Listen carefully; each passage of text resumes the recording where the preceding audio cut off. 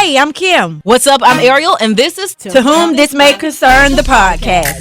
This is a weekly podcast from the Lush Consulting Firm and On the Damn Couch Media. Are you ready to eavesdrop on some good homegirl conversation? Let's start the show. What's up, everybody? I am Ariel, but you can call me Elle. And I'm Kim K. You can call me Kim K. Welcome to the second episode of To Whom This May Concern, the podcast. Yes. To whom it may concern, it can be you, it can be you, it can be you, but whoever it concerns, listen. All right. Now, one thing we never, ever say to anybody is like, we're experts on any of these subjects, but I mean, we done lived a little, we got, a little experience or whatever. That's facts. That's facts. We got a lot of experience, actually. So this week, our topic is all about the things that we have changed in our life to gain some peace. Right. Now, Kim and I both reacted to this post by this woman named Elle. I don't know if y'all follow her on Instagram or not, but she posted these 3 things that she does to gain her peace. She said, I stopped using silence as a weapon and started communicating my feelings. 2, I stopped staying in situations or relationships longer than I needed to. And 3, I stopped expecting people who love and know me best to read my mind.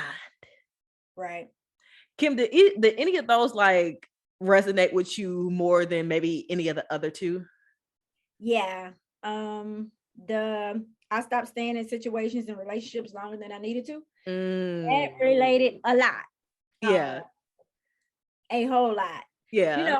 Recent matters or situations, I felt I stayed in longer than I should have. And so that like hit me dead in the forehead when I read that. I was like, ooh. It's funny because like the one that stood out to me the most was when she was like, I stopped using silence as a weapon and started communicating my feelings. And it was like, I was really never that person until recently. Some people may notice about me or may not notice about me, but like I was in a very emotionally abusive relationship, right? And so like we would go almost weeks sometimes, not even saying 2 words to each other. Like, do you understand what that mentally does to a person when I can't even so much like complete silence? When I come in the house and come home from a long day, I got to be in complete silence for the rest of the night, walking on eggshells because I don't know what's going to set you off.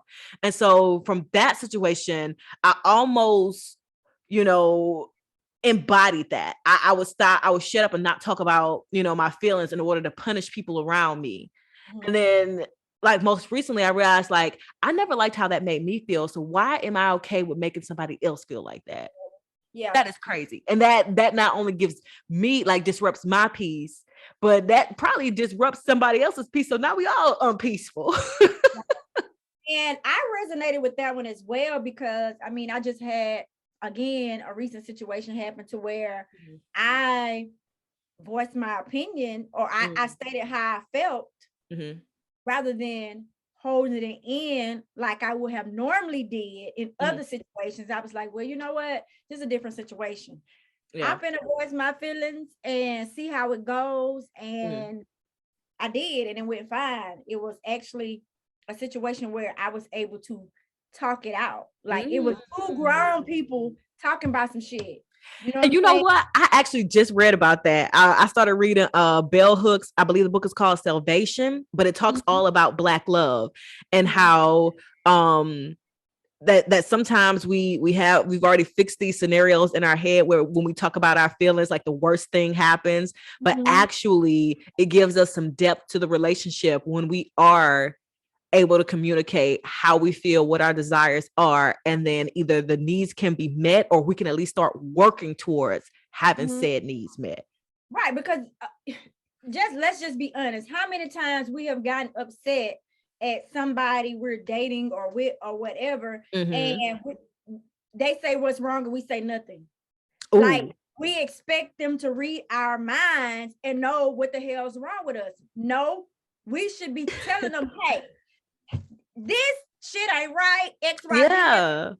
This how I felt. I don't want to feel like this no more.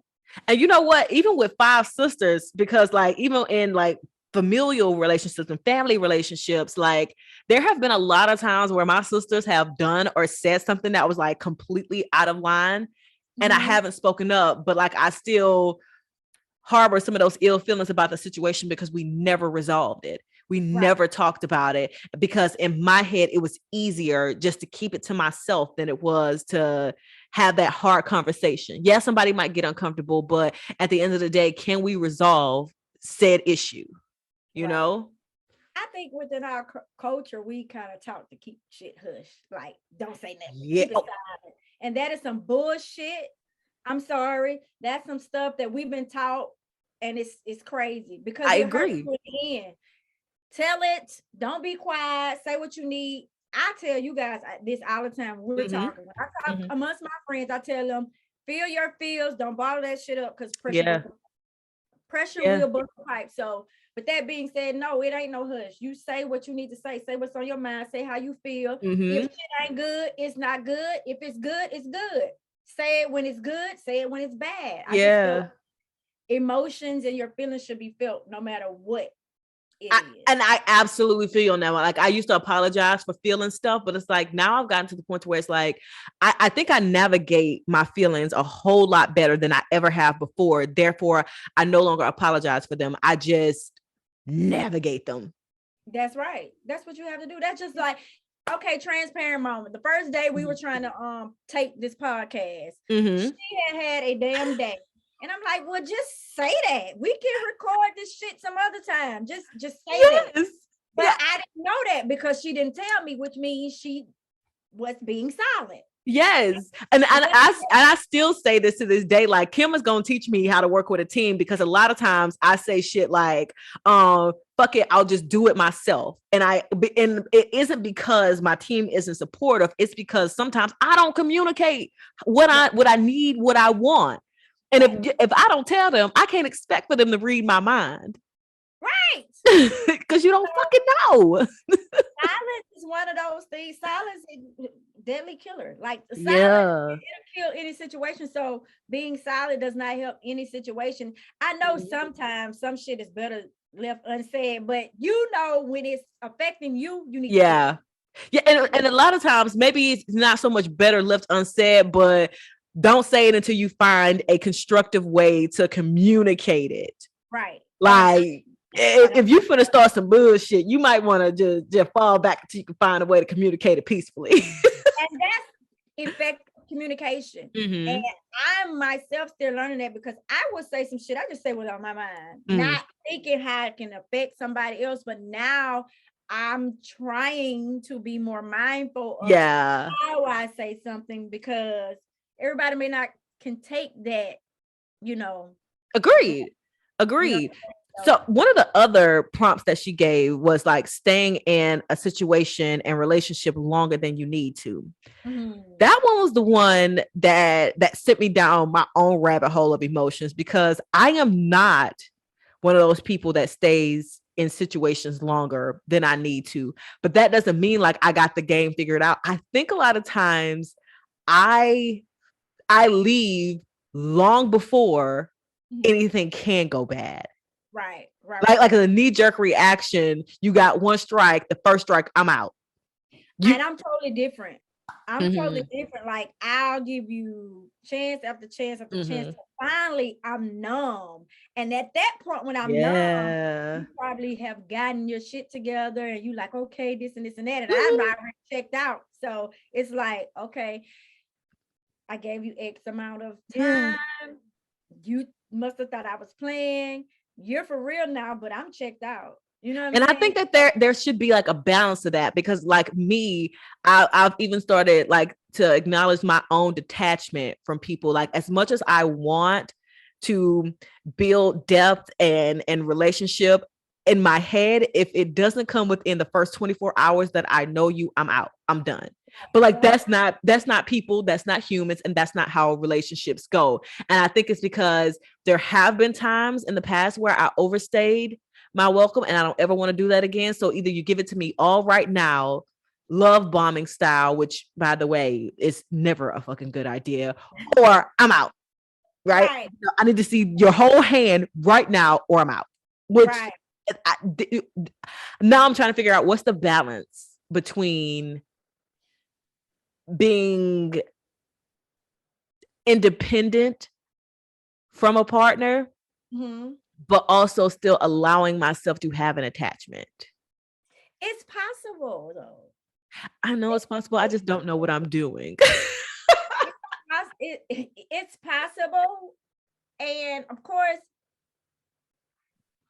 nobody's supposed to understand this but you and whoever you're doing this with. Yeah. So it's not a rule. It's not a book to this shit. Yeah. You. So you just first of all, I want you to say that again. It's not a rule or a book to this shit.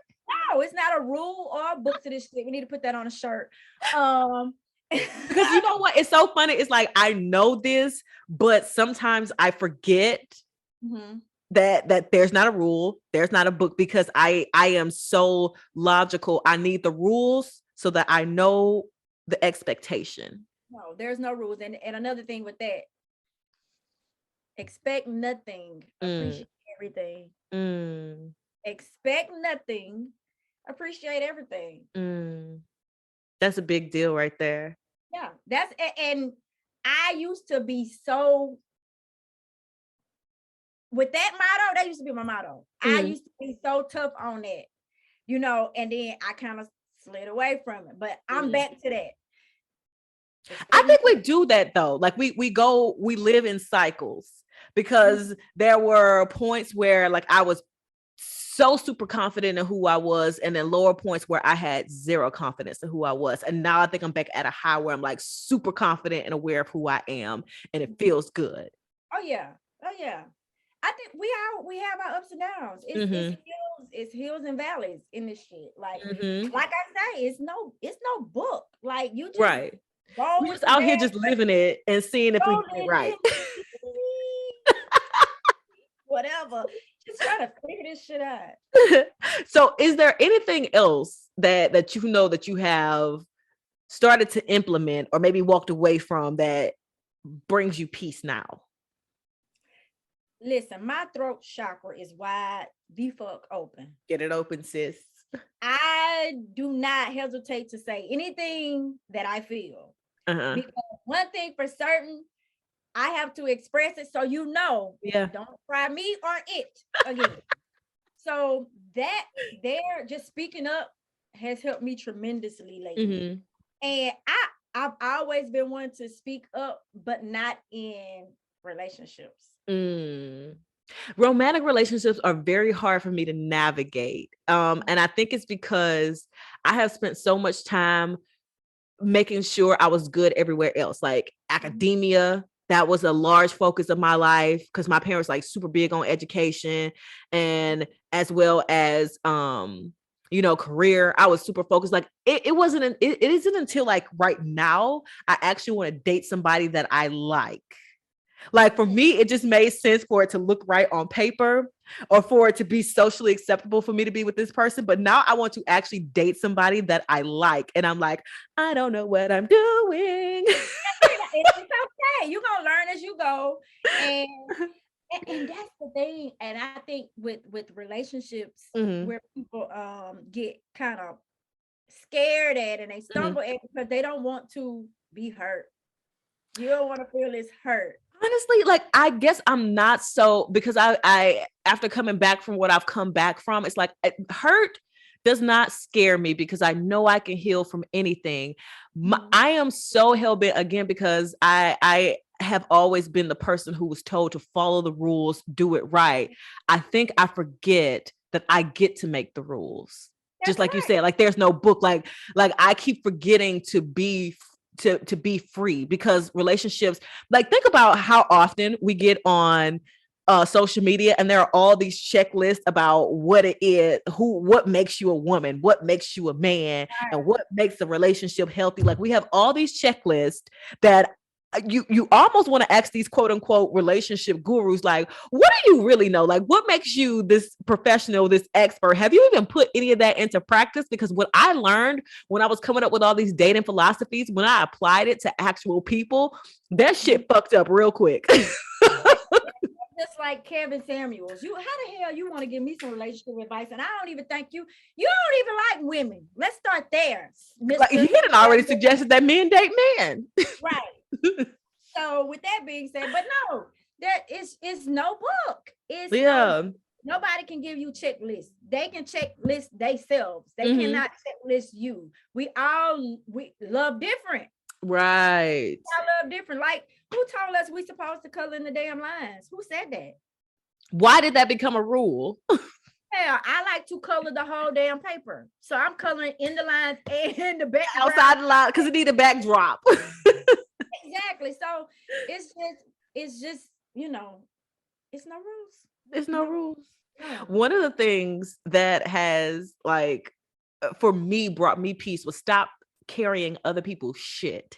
So here's what I mean by I don't carry other people's shit. And I tell this to people all the time, like, when there will be like a situation where, like, I had this coworker who, if I called them on their shit, they will always be like, oh, but I'm having such a hard day. And First of all, what I did was address that you did some fuck shit. Okay. Now, the fact that you got something else going on outside of this situation ain't got nothing to do with me. I don't carry other people's shit. What I said was you did some fuck shit. And a lot of it came up like during 2020 when the racial shit hit the fan. Right. And there were so many white tears around me. And I had to keep reiterating, it is not my black ass responsibility to carry white people's guilt or shit. If you feel uncomfortable with what I just said as a black person, I don't give a damn. Let me be real clear about that, because I don't carry other people's shit. That's what I said. And whether it's a coworker relationship, a platonic or family or romantic, I have made a vow to myself to not carry other people's shit, to not absorb it, because sometimes, we all want to be the one that's like the empath and the emotional sponge. I don't want to be none of that shit. That shit get heavy. It get heavy. I don't want to carry other people's shit. Right. But listen, I know they say you're supposed to be like Jesus, but Jesus was Jesus and he did what he did, and I don't want them to do that. I ain't him, dog. I'm gonna tell you right now, God already knew what was up, because if he told me to carry a cross for these ungrateful some of my bitches up to upper Calvary, talking about it'll save them, everybody finna die, I guess. Well, hey, he picked the right one, because you ain't. He picked the right one, because baby, we'd all be dead if it was left up to me. And my old Cancer zodiac ass, I'd be like, okay, come on, y'all. I'd be cussing the whole way. My Taurus ass would be like, see, logically, that don't even make sense, because how does my one life, my one life, all of humanity make the shit make sense? Yeah, I'm gonna need a graph for that. You're gonna have to give me a pie chart to make it make sense. That last thing, because we talked on the first two things. The last thing was I stopped expecting people who love and know me best to read my mind. I talked about that when I said we expect our significant other, when they say what's wrong with you and you say nothing, we expect them to know what's wrong. I think we as women definitely need to stop that. I like to be passive aggressive. So I don't do when they be like, what's wrong with you? I don't say nothing. I'm like, oh, so I've been waiting for you to ask me, because see, let's talk about this shit. Or I'm dropping little hints throughout the day. Yeah, but you think I'm stupid though. So it's fine. It don't matter. Now I don't do that. Now this how I've done it. I won't say nothing until, just say for instance, if there's a situation going on and I'm upset about it, but I haven't talked to this person since the night before, and they text me the next day, and that's the first damn thing I'm bringing up. Well, I'm saying good morning, whatever. But then I'm saying, so they got to ignite a conversation for me to even go there. I'm waiting for you to ask me, but the whole time I'm doing like little petty shit to push you to ask me what's wrong with you, so I can say I'm glad you asked, because I've been waiting to talk to you. Which I know is not constructive, but at the same time I know that there are some times where it takes a lot to get me mad. Like I'm really kind of like a I don't give a fuck type person. So when you actually do make me mad, I'm gonna be quiet for a little bit because I need to logically map this thing out of my head before I say something that none of us can come back from. Well, that's another thing I've stopped doing. Because I don't care. Like once I am angry, right now I want to bring you to your knees, and I can put together some sentences, baby. You know, that can bring you to your knees. But it's like, when has that ever been helpful to anybody? Right. I've stopped doing that. And I've stopped doing that, I'll say within the last 6 months or so. Where, where I don't, if I'm mad, I don't instantly text. I put it down a little bit. Let me think about it. Put myself in their shoes. Let me see if I'm overreacting. Or if we face to face, I just won't say nothing. That's when I go in my silent mode because but constructively right now, yeah, I might say some shit because when you say it or when you text it, it's out there. You can't take it back. You said that shit. So, yeah. And I know me, when I am in destructive mode, I don't give a damn. I will destroy all of this. I will take all this down, and I'm not just out to destroy you. I'm taking your mammy. I want your father, whether you know that nigga or not. I'm gonna fuck him up too. I want your cousins, your siblings. If you got a dog, oh, I'm gonna fuck that nigga up too. Like I am that bad, and so I know that I need to take a step back. Get all my ducks in a row, because 9 times out of 10 I might be doing too much, because when in doubt I like to take things too far. Right. And then come back and have a conversation. But you just brought up something that also has brought me peace. Just because somebody texts me doesn't mean I have to immediately respond. No, you do not. And I think sometimes we get that shit twisted, like with this instant gratification, everything on demand, you know, things happening so quickly, like we have to quickly respond or quickly come up with or quickly walk to. No, I get to take my time. And that has brought me peace. I get to take my time and figure out, okay, what is the best way to approach this or communicate this before I say it out loud? Because other than that, I can be incredibly destructive. Right. That's me. And you know what I do first? What? I write it in my notes first. I write it in my notes first. I sleep on that shit. I wake up the next day. I dissect it. Every time I've done that, I've had to change some shit around, because when I first typed it, it was reckless. That first paragraph looked real aggressive. Reckless. Then the next day, I wake up the next morning, I'll be like, deleting. I ain't have to do none of that. I ain't have to say none of that. Let me say it this way. Yeah. Oh, yeah. Responding right. Let me think about it.